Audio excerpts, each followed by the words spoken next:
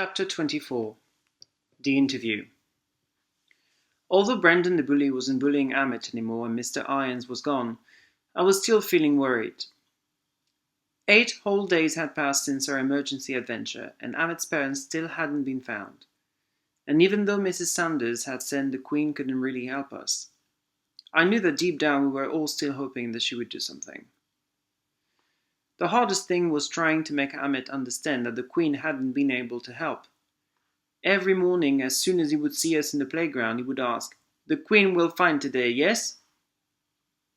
After a few days of trying to tell him no and seeing him look sad, we began to shrug and say, maybe, as hopefully as we could.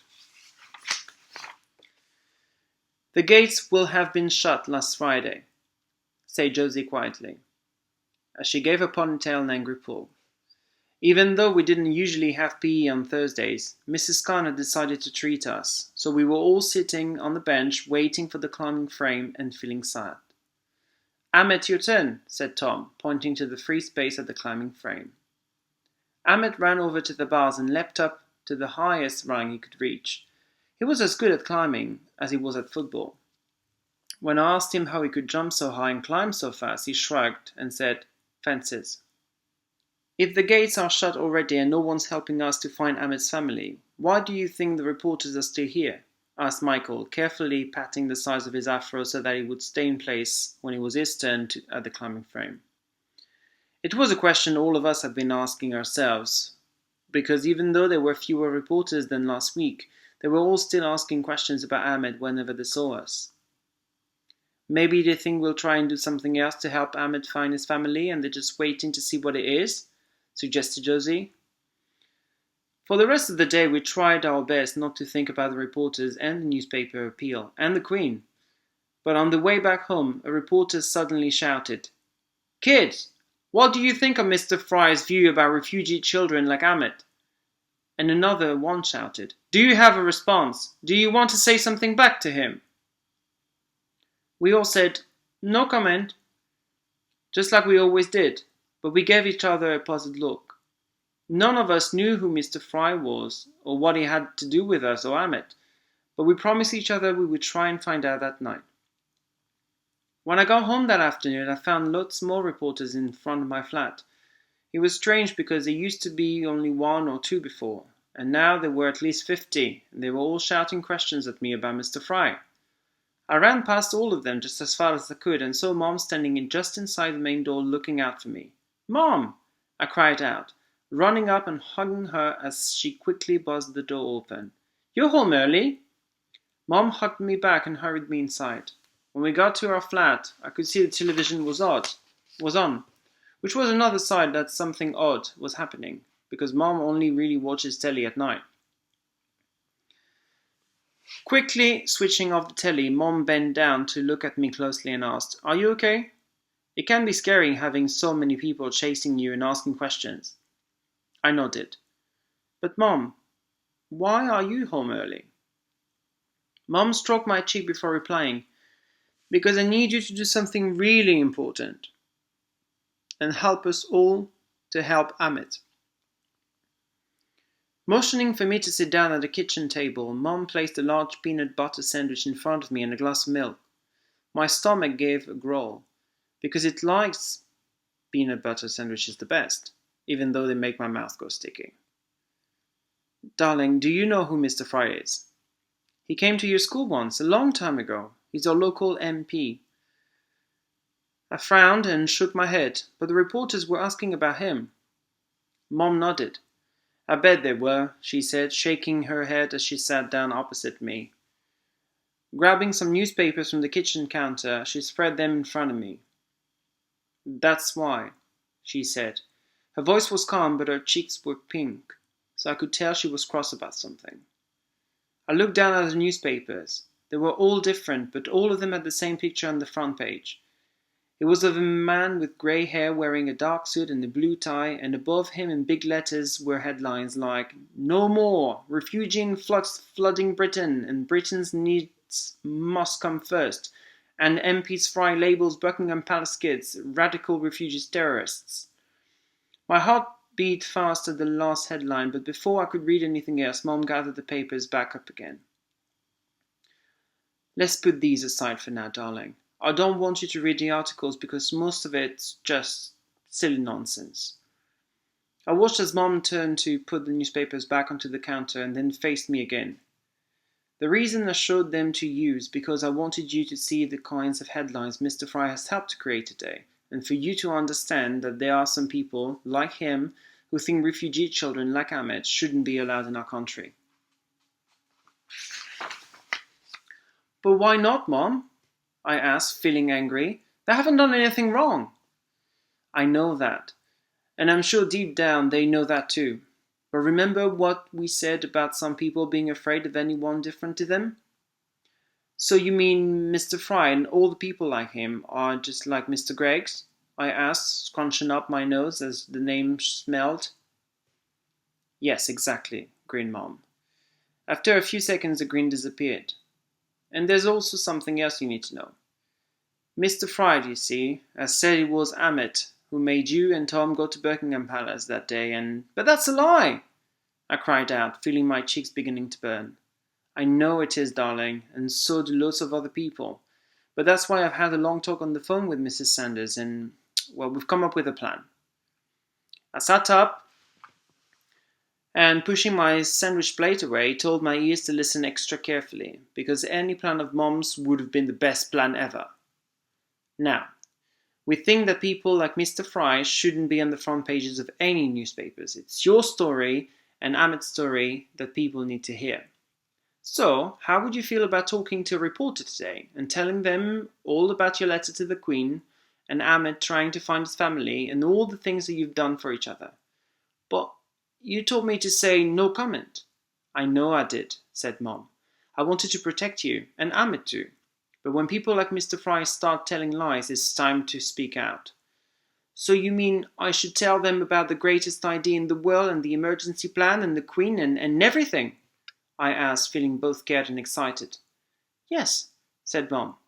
But it won't just be you on your own. Tom and Josie and Michael and Ahmed will be with you too, and you can all share your story together. Clapped my hands. Mom, that is the best plan in the whole world. Mom laughed and, getting up, said, I'm glad you think so. Now finish that sandwich and let's get back to school. Mrs. Sanders has suggested we hold the interview in the classroom. So we need to be there in, Mom looked at her watch, half an hour. Plenty of time for you to wash your face and look your best too. Chop chop. I gobbled down my peanut butter sandwich, gulped down my glass of milk, scrubbed my face, brushed my hair, polished my school shoes, and, checking I had the greatest idea in the world with me in my rucksack, got Mom to tie my school tie extra neatly. I thought I had done everything in 3 minutes, but then Mom said, that was good for 10 minutes, which made me look at the clock and shake my head at it. As we headed downstairs to the main door, Mom grabbed my hand and said, we're going to have to run very fast to the bus stop, okay? Let's pretend all the journalists are zombies out to get us. I nodded and grabbed Mom's hand tightly. I tried to tell my heart to stop thumping so loudly because there weren't really any zombies around, but it wouldn't listen. As soon as Mom opened the door, I ran just as fast as I could, pulling Mom behind me. I heard her say, in a rush, no comment, until we reached the bus stop. When we got to school and walked into our classroom, Tom and Michael and Josie were already there with their parents, and Ahmed was with his foster mom and Miss Hemsey too. Mrs. Khan was talking to two people I had never seen before, but Michael told us that one was a lawyer and the other one was a caseworker. What do you think they're all talking about? Asked Josie, looking at the grown-ups standing in the corner and whispering. Probably about the horrible MP who's saying Ahmed made us go to Buckingham Palace, I said. Really? Asked Josie. Mom and Dad didn't tell me anything about that. They just said if I helped tell the story, we'd get some money for a proper holiday. Just then, Mrs. Sanders walked in, followed by a woman in a suit and a man with a camera. It's them, whispered Josie loudly. The reporters. Everyone, said Mrs. Sanders, waving them forward. This is Mrs. Hall and Mr. Meyer. We looked up at Mrs. Hall and Mr. Myers, who smiled and waved at us. And this is Ahmed's caseworker, Mrs. Khalid, said Miss Khan, pointing at the woman in the glasses standing next to Michael's mom. We all smiled. Let's begin, shall we? Clapped Mrs. Sanders. First, Mrs. Hall is going to speak to the four of you about the greatest idea in the world. Then she's going to speak to Ahmed, with Mrs. Heps's help, of course. And Mr. Myers will be filming you all, and then we'll take some nice pictures of the plans. Have you got them? Right here, said Mom, holding up my rucksack. After Mrs. Sanders and everyone had finished fussing over our hair and collars and jumpers and ties, we all sat in a row and the interview began. It only lasted 10 minutes, but it felt much, much longer. Miss Hall asked us what made Ahmed so special and why we had wanted to help him. It was hard answering more than one question at the same time, especially with so many grown-ups and a large camera staring at us. But Tom said it was because Ahmed was the only boy he had ever met who had seen real bombs and guns and had been fast enough to run away from them. And Michael said anyone who had walked millions of miles to come to school deserved to be helped. And Josie said that Ahmed was the best footballer she'd ever seen, even better than her, and that it wasn't fair that he didn't know where his parents were. And I said that Ahmed was the bravest person I had ever met, because even though he had run away from a real-life war and found it hard to speak English and missed his family all the time, he was still the best kind of friend anyone could have. After that, Miss Hall asked us about the greatest idea in the world and the emergency plan, so we showed her and the camera the door rings and talked about how we'd gone to the Queen for help because we thought she could do anything. And are you disappointed that the Queen hasn't contacted you? Asked Miss Hall. We all nodded. What would you say to her if you could? In fact, what would you say to everyone out there listening to you today? Asked Miss Hall. That the gates need to be kept open, said Tom without hesitating. Yeah, said Michael. They should be kept open for anyone like Ahmed. And everyone needs to help Ahmed find his parents, said Josie, because it's not their fault they've gone missing. Miss Hall nodded and, looking at me, waited for an answer. I wanted to say lots and lots of things to the Queen and the Prime Minister, and instead I said, I think we should all help anyone who's a refugee, just like my Grandma Jo did. I heard Mom gasp as Miss Hall leant forward. Your Grandma Jo helped refugees too? She asked, looking interesting. I nodded. In the World War. The second one. And how did she help them? Asked Miss Hall gently. I looked over at Mom, who nodded at me, her eyes wide and watery. She ran away from the Nazi people, and then she helped other people run away from them too. Miss Hall cleared her throat and, giving me a smile, turned to Ahmed to ask him about all the things he had seen and what he had run away from. I watched as Miss Hempsey helped him translate what he wanted to say into English, but I liked his last answer the best. Because when Miss Hall asked him how he felt about what we had done, he looked at us and without any help said, "I happy to have best friends on planet." And just like that, I knew the answer to my very last question. When we got home that night, Mom tucked me into bed and said she was proud of me, and that wherever Dad and Grandma Jo were, they were very proud of me too. In fact, I think if Grandma Jo were alive today, she'd give you a big fat kiss and tell you exactly what she told your dad when he was your age, said Mom, stroking my hair. What was that, Mom? That the entire world is full of hearts searching for a place to call home. But refugees are different, because they don't just look for a home, they look for peace too. And because of that, they possess the most special hearts anyone could ever have. Hearing about what my Grandma Jo had said to my dad made me feel so happy that I couldn't sleep for a really long time. Not until I heard an owl hooting from somewhere very far away. The next morning, I woke up extra early and jumped out of bed. I thought Mom might still be asleep, but she was sitting at the kitchen table drinking tea. And in front of her was a newspaper.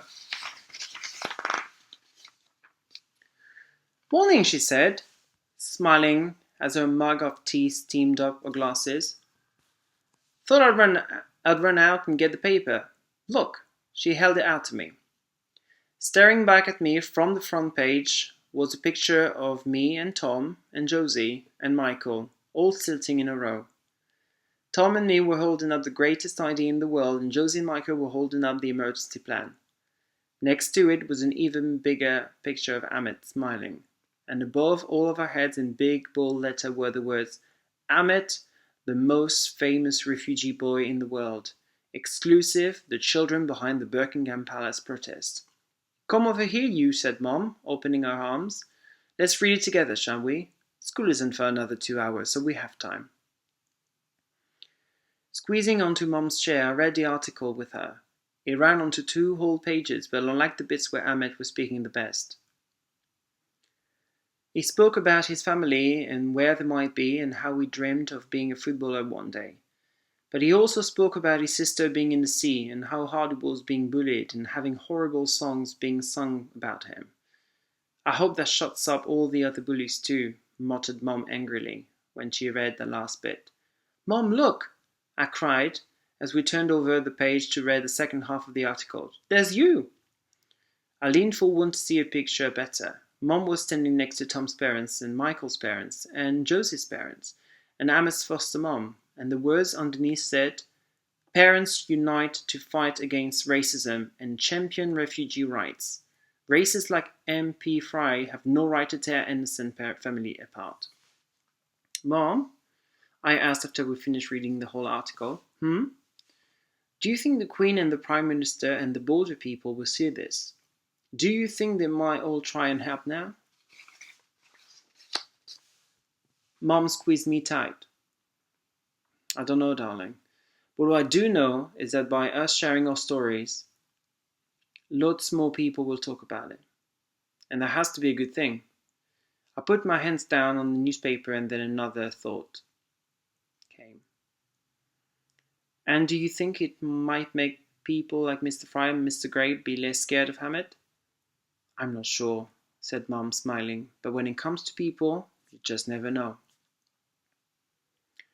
I didn't know about Mr. Fry or Mr. Greggs, but on the way to school that day, Josie said that after her mom and dad had listened to Amit's story, they had told her she had been right to make friends with him.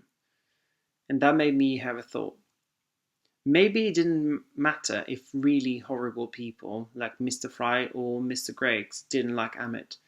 Maybe they didn't even deserve to know him. But people like Josie's mom and dad did, because they weren't horrible at all. They had just been nervous about making a new friend.